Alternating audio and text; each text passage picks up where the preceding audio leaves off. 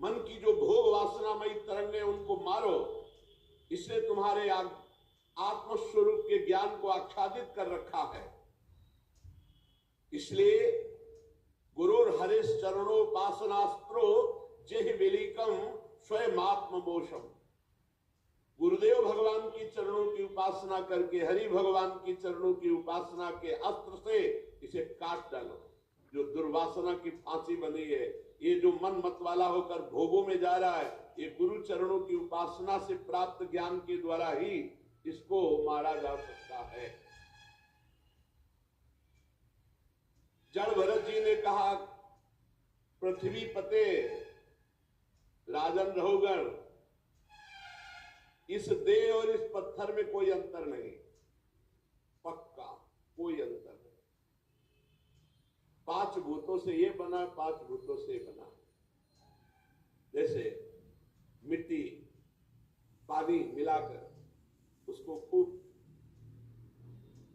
महीन करके, गीली करके, चिकनी करके फिर उसे चाक पे चढ़ाते हैं या सांचे पे डालते हैं, फिर धूप के द्वारा वो सूखती है, फिर अग्नि के द्वारा पकाई जाती है। तो पृथ्वी, जल, वायु, अग्नि और आकाश, ये 5 तत्व से एक ईंट बनती, कुछ भी बनता है 5 तत्व से। आकाश, ये शब्द उसका गुण है। जहां आकाश है वहीं शब्द है। जहां भी शब्द, कहीं भी शब्द निकले, वो आकाश का गुण है। स्पर्श वायु का गुण है। अगर वायु ना हो तो स्पर्श का ज्ञान ही हो। जितने भी रूप हैं उसी तेज से भास रहे हैं।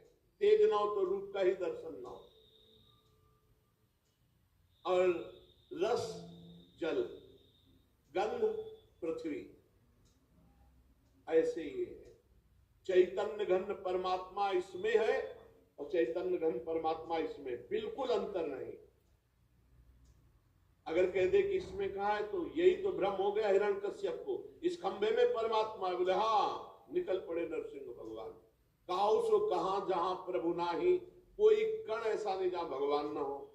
मुर्दे में भी भगवान, आपने सुना, वेन के शरीर का मंथन करके भगवान पृथु का अवतार हो गया। तो हे राजन, इस देह में पृथ्वी का विकार है। पृथ्वी में 5 तत्व पाए जाते हैं, इसलिए पृथ्वी शब्द से 5। पृथ्वी में आकाश शब्द भी